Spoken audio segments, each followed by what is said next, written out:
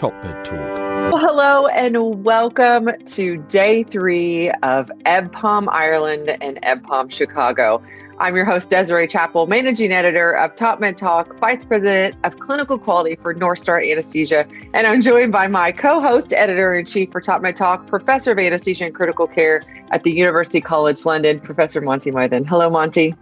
Hey, Desiree, great to see you. We are enjoying day 3 of EBPOM Ireland. That's right. If you missed any of the content for the EBPOM meetings in general or anything off the Top Med Talk stage, no worries. There's plenty of on-demand content that if you go back to the EBPOM Education Hub, you'll be able to get that. And actually, if you didn't realize it, you have access to all of our EBPOM meetings from the year, right, Monty?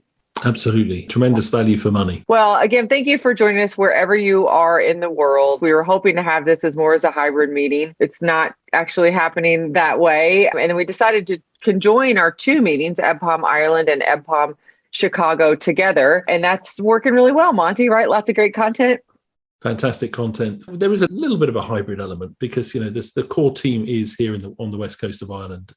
We hope. That's the plan. Yes.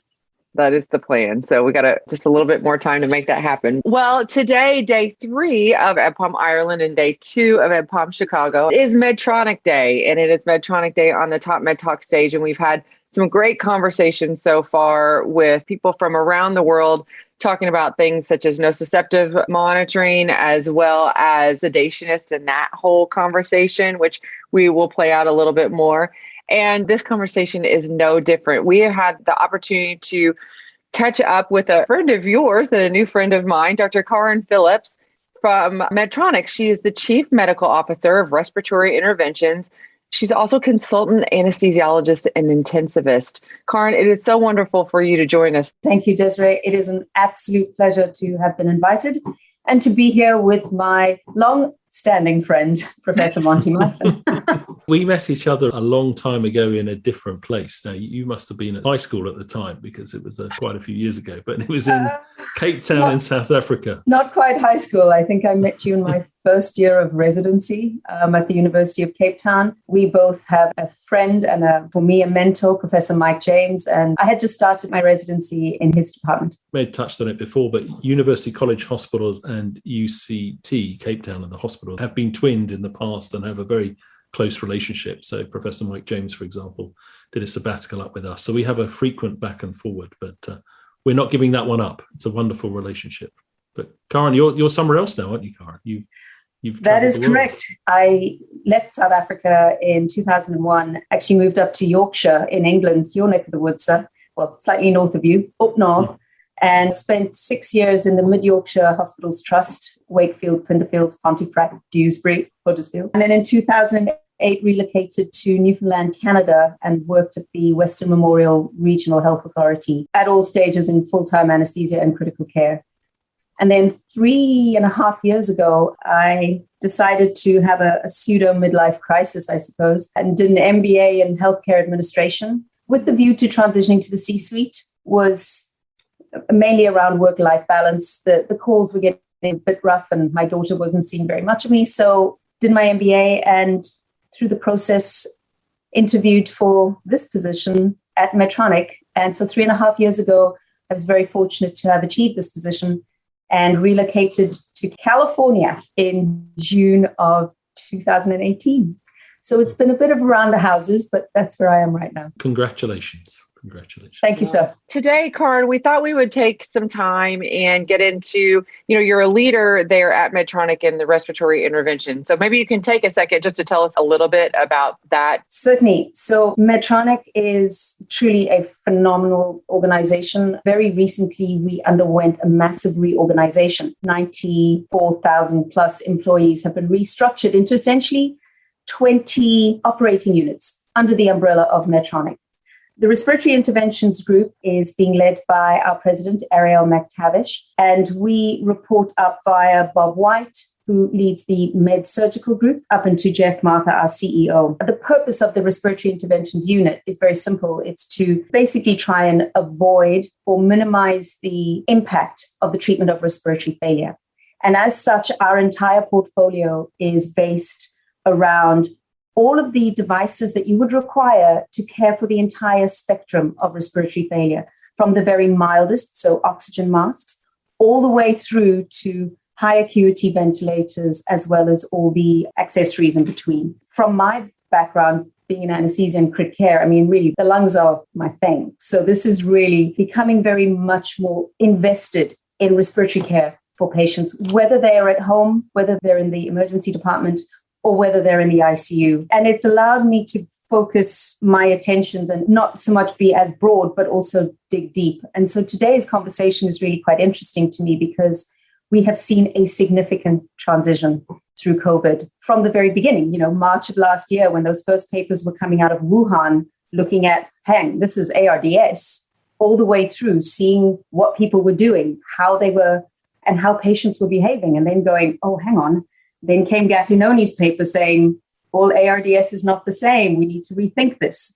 And it just evolved and is still evolving. For those folks who don't work in intensive care, I know that people have seen a lot on the television, but I think it'd be fair to say, Karen, that in recent decades, from intensive care sort of made a transition from initially being all about mechanical ventilation through the sort of, where has the ARDS gone? It's gone away as a disease, through to, the ventilator's there, it does a job.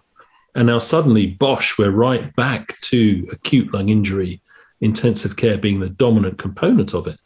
And Right. as part of that journey, perhaps we have been less interested in some of the innovations and valued them less, but also perhaps we've lost some of our skill sets in getting the most out of the amazing things that modern ventilators can do. Very much so. I know globally we have seen, picking up on what you said about who's actually managing patients, I think COVID triggered a wave of attrition, the stresses that many clinicians felt in the ICU. Not only just, it was an overwhelming number. Critical care is supposed to be a few patients who get to be that sick. It almost feels like it was flipped on its head. And it was just this tidal wave of really, really sick people. And then, of course, clinicians got sick, as is inevitable. Folk who were thinking about changing career or retiring did it. And there was a gap. The young came in. There were horrifying stories of people being pulled in, from gastrointestinal dermatologists were suddenly having to hone up their intubation skills. And then we had a whole lot of young clinicians who were keen to get their, help and get their hands wet. I know in New York, there was a great study out of, I believe it was Columbia, of residents who stepped up and said, accelerate our training so we can get in there and be helpful, be functional. But they didn't have the experience. So we had a lot of really sick people and possibly not the right number or the right skill set of people to take care of them. So that was one aspect of it. The other aspect is absolutely correct. I think over the last 20 years, ventilation was just, pressure control, volume control. ARDS net threw us on our head and said, blow less, blow more frequently, add more PEEP, flip them on their fronts. And suddenly we did all of the right things and patients started dying like flies.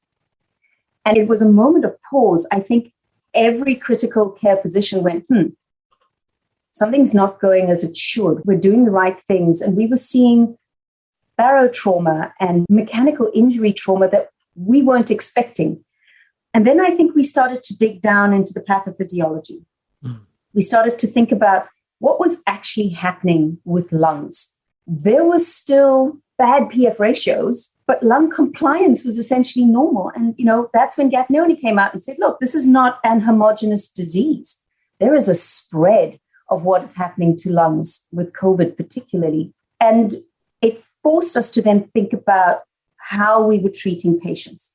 And then, of course, as is inevitable, the pendulum swung the other way in about July and August. And the headlines here were certainly ventilators kill patients. When we were like, oh, hold the bus, stop. What's been good about it is that I think it has allowed techniques and technologies that have been around for a while and possibly underutilized to be brought to the forefront. And I'm talking specifically about non-invasive ventilation and high flow. The challenge with both of those obviously was about aerosolization and droplet spread. So there was a moment of what do we have? What do we know about how this works? How is it working? And how do we modify all of that to incorporate safety mechanisms, not only for our clinicians, but for patients' families and other patients who are in the area of care. So I'm just going to pause you for a second, Karen, because we have a very broad audience. So a lot of people would have seen the sort of bedside ventilator, the sort of artificial lung, the tube down via the throat, the nose, or a tracheostomy into the lungs, and therefore we give that support. But there's also, as you're referring to, this sort of concept of not having to put the tube in, but giving very high flow, either via the nose or with a tight-fitting mask or with a hood. And we did quite a lot of interviews on Top Med Talk early on with our Italian counterparts who were saying, basically, I know you're scared of what we're calling the aerosolization. In other words, it's an airborne virus. You surely don't want to spray that around the intensive care unit versus, don't overthink this, protect yourself, but then use this first. Right. Where are you on that now with COVID? I think we should start by assessing the needs of the patient. I think, as all good practitioners will tell you, you start with the least invasive first. And then with the correct insights around patient response, history, physical examination, investigations. Assess the patient's response. Are they responding to what you're doing? And if not, should you escalate? And if so, to what? My feeling at the moment is non-invasive ventilation. And for those who are not in the critical care space, we certainly know someone who has sleep apnea or has a home CPAP device or has an asthmatic family member or has COPD, where they have those periods of exacerbation in the flu months, in the winter months. They tip over. They get another a batch of flu on top of bad lungs, puts them in the ER, and they need a little bit of steroids and a little bit of Ventolin or something to bronchodilate them. That same technology we have seen really minimizes the trauma and potentially the damage that can be caused if we hop over them and intubate too early. Because, ventilation is invasive ventilation. Putting in an endotracheal tube and hooking someone up into a ventilator comes with a significant number of complications. And to care for a ventilated patient is highly labor intensive. You need a lot of nursing staff. And also you need to care for everything else about that patient whilst they can't. Desiree, not everyone will know, you were a critical care nurse, and now you're a CRNA, a certified registered nurse anaesthetist. And therefore, you were probably caught in this space in between where you were a critical care nurse. You have all the skill sets. What was happening in your mind with regards to the invasive ventilation, intubation versus CPAP versus high flow? For us, there wasn't a lot. When I was a critical care nurse, 15 to almost 20 years ago, non-invasive wasn't as common as it is now. And so, when we started talking about the transition from, well, maybe we shouldn't be intubating anybody because we did see the deleterious effects of early intubation, the question came up of, we're already exposing ourselves. Is this going to put us at higher risk for exposure to COVID when we are already struggling so much? And so that was actually going to be a question that I had for Karen, was the adoption of some of these non-invasive ventilatory techniques. How has that transition really been happening in the ICU and critical cares? Ironically, I think it's been driven primarily retrospectively looking back at findings from experiences in Europe and in China, that how we ventilated patients was becoming as much of a question as to why we're ventilating them. They're critically ill. They need additional support. They're hypoxic, but they've got good lung compliance. How do we ventilate them as much as why? What we're finding is that there is certainly a massive increase in folk reading about it to start off with. High flow oxygen therapy, particularly from an anesthesia perspective, the work that was done with Thrive and apneic ventilation in the UK, what is it now, 10, 12 years ago? Maybe it just feels like that. I know 2020 was 3 years long, definitely. But certainly the work around apneic ventilation and an understanding that if you force, up to 70 liters a minute of humidified, oxygen-enriched air into someone's upper airway, it acts as a reservoir. It entrains CO2. It has an effect of, expanding the lungs. When I explain it to my non-clinician business colleagues and they say, what is this high flow? I'm like, it's the reason your dog hangs out the window and opens its mouth, right? It feels good. It's just blowing air in and it makes it easier for him to breathe and it's fun.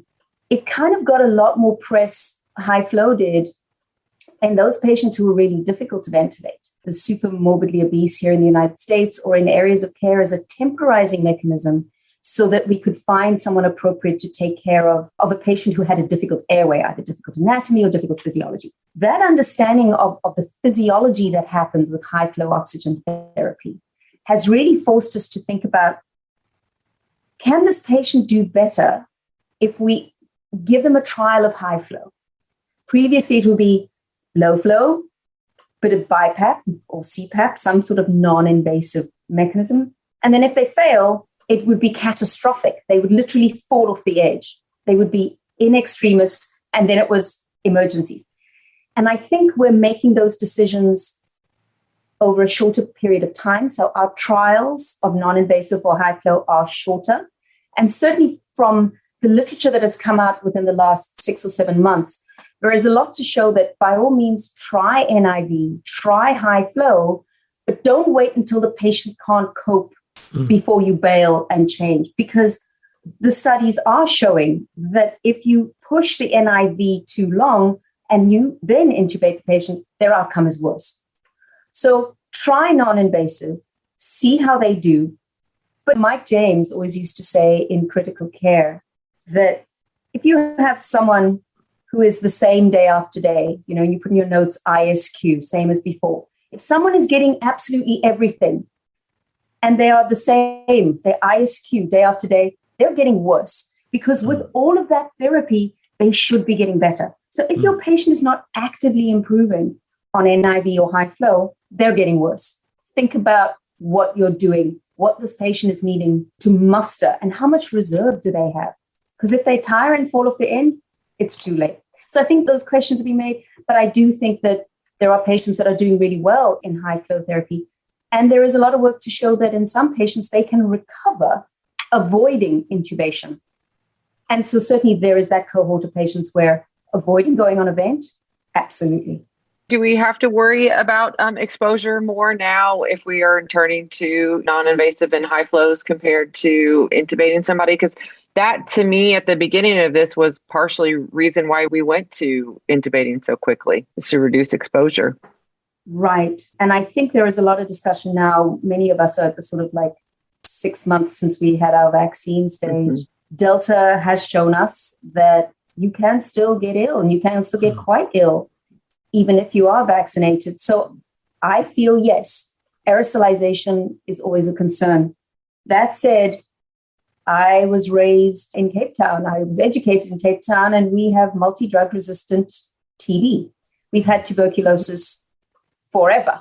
I then went to Canada and I looked after patients with SARS. I was working with Doctors Without Borders in Nigeria, looking after patients with Ebola. We have all sorts of dreaded lurgies floating around, and Delta, Lambda, Mu, whatever comes subsequent, we didn't have a real flu season last year because everybody was masked and gloved. Mm-hmm. I suspect with the wave of opening up, we're going to see a coexistence of a variant, whichever is de rigueur of COVID, plus whatever has emerged from the flu, as well as what else is out there. Our kids have been at home. So I think protection and PPE is always going to be paramount in critical care, wherever you are in the world. That is the nature of the patients, and it's also the nature of the contact. As a critical care physician or as a critical care nurse, you land up you're in a petri dish. Yeah. Right? You're with the sickest patients in the hospital, and they're all your patients. You don't have healthy patients. And I think I think we've done that natural experiment now to remind ourselves that the patient who is labeled as sick with COVID, you're almost definitely safer looking after them with all the protection you put in place than the person who's got a slightly dribbly nose in the queue for the coffee, the line for the coffee, that you don't know what they've got. Right. So we've done PPE a lot better now. We shouldn't be afraid to go to, the non-invasives earlier, and that shouldn't be a reason why we do that. Kern, we've seen definitely some trends in changing the areas of care where we're taking care of patients. So, we have in the facilities where I've worked, I mean, we have COVID units all over, but we're also doing anesthesia and critical care in different parts of the hospital that even before COVID, that was a trend to that. So can you speak to that just a little bit and kind of where you see the trend of that going? Absolutely. And I agree. I think it was partly bed pressure, but I also think that folk I feel within the United States, that the sense to me is that there was so much chaos around taking care of COVID patients. Elective surgeries shut down, cancer screening stopped. There was a lot that happened. So the desire to almost isolate, it brings back the old TB hospitals, the old days of true isolation wards. I think for those folk who get ill, who have dare I say it, a bog standard heart attack, they want the option to be cared for in a clean critical care space, whatever that might be. So a non-infectious critical care space. And so the push to have those facilities separated out has been explored quite extensively within the United States. We've seen the specialist nursing facilities, the SNFs, the long-term care facilities, the LTACs. In other parts of the world, the home ventilatory space. There is really a growth in those areas. And likewise, nursing staff, care teams who didn't want to be subjected to those critically ill patients are saying, I would rather go door to door in the house of someone who is not infectious and take care of them in their home space. Their families will help me take care of them. If they're ambulatory and are willing and have the support structure, this is particularly in the United States, a cheaper, more pleasant, more conducive, and certainly from a morbidity and patient well-being perspective, who wouldn't want to be taken care of outside of a place where you've got a gown that fastens in the back and have, someone else cooking your food? That is definitely increasing, and we're hearing it. We have an entire ambulatory surgical center team within Medtronic exploring how many procedures are being decanted into non-critical care hospitals. So really almost separating out the elective from the infectious ill and the non-infectious ill.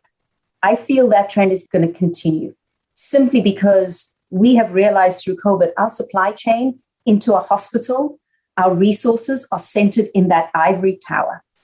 And when that ivory tower is diverted to an emergency, everything else gets shut off. Doctors, patients, everybody suffered in the last year. There's been amazing work from the American Society of the ATS, the American Surgical and Thoracic Societies, as well as the gastroenterologists, looking at what actually happened. What are we seeing in 5 years because of the year of cancer screening that's been lost? That's preventable disease. So I think that's a continuation of that conversation is how do we and where do we practice medicine? What goes where? It wouldn't be crazy to go back to the fever hospital idea. Well, Karin, to wrap up, biggest changes that you've seen since COVID, but you think that's going to stick around for a lot longer, not necessarily just for COVID patients, but ventilatory trends, in surgical populations and medical populations going forward? One, non-invasive techniques and interfaces definitely are going to become more important and will remain important. Secondly, as we've just spoken about, areas of care. I think thirdly, not many people knew what an ICU was. Not many people understood what it meant to go onto a ventilator. When Medtronic open sourced our 560 ventilator early on in the pandemic, and we had 90,000 downloads in the first 3 days, and vacuum manufacturers came and said, we make a machine that sucks. Can we turn it around and make it blow? I think folk realized the importance of critical care. There's a newfound respect for those clinicians and the work stresses that they go under. And I think moving forward, I'm hoping that that whole picture is going to equate to folk being more interested and involved in the expensive therapy unit, that part of the hospital where we take care of the sickest of the sick and the incredible men and women who do that job 24/7. So I think that has been a light that has been switched on globally. We refer to the ventilators have become very complicated, very capable, to a point whereby it's hard for any clinician, even if you're the most committed clinician to ventilation management, to keep up. Now, I asked this about hemodynamic management and other forms of care. Are we ready to let the computers help? Yes. And I say this with confidence because one of the innovations that arose from COVID within our Dirt and Bennett brand of ventilators is remote monitoring. And we have remote access. We were actually driving a vent from Carlsbad that was on the East Coast. I think the ability to manage a patient with closed loop decision making and open loop initially, and then closed loop with smart prompts and guidance. The ability of the vent to be integrated to, phone a friend, I think is really going to expand access for that skill set that's missing. The ability to phone a friend and have someone look over your shoulder, see what the patient's parameters are, see what's on the vent, and guide in the management of that patient safely. The ability for one clinician to manage many is no longer just a question of being on the end of the phone. It's actually having a dashboard on your phone. I really feel from an access perspective, as we look towards those parts of the world that have so little, the millions in remote parts of the world, it's going to change how we can treat people without necessarily getting on a plane and going out there. And actually, from an educational perspective, it's really exciting that I can be the phone a friend that's assisting someone who's in Bangladesh or Botswana or Budapest, to really manage patients appropriately. It's exciting that technology is being incorporated. We need to do it in a way that doesn't scare people, that we're not going to need doctors and nurses anymore. But certainly lessons from ventilation in the early days of COVID have shown us that machines learn faster than we do. And perhaps when patients weren't behaving as we thought they should with their ARDS net protocol, a machine may have said, have you considered? Think about. We're fundamentally quite stuck in our ways. And intensivists are we're creatures of habit. We go through systematic review. We do that on a daily basis. And when things don't compute, our first thought is not, how much wrong am I? And a machine will do that objectively. And we need to let that happen. Yeah, we do lose that objective lens a little bit. Yes, I was going to say cheers to all of that. You're preaching to the choir too, Card, on that one. Well, thank you so much for taking time out of, I know you're very busy schedule to join us here on Top Med Talk. This has been a fabulous conversation. I hope we could have more like this. Karen, you're wonderful. Thank you so much. Thank you, ma'am. Right. Prof, always good to see you. Take care. Top Med Talk. Thanks for downloading Top Med Talk. Don't forget to subscribe via your podcatcher. Don't forget to check us out on social media. We're on Twitter, Facebook, LinkedIn, and YouTube. And also, don't forget, Top Med Talk is the broadcasting arm of EBPOM, Evidence-Based Perioperative Medicine. We'd love you to find out more about that. If you check out ebpom.org, you can find low prices on some of the conferences we're organising around the world. Many of them are virtual and don't even involve you leaving your own home. Check out ebpom.org now.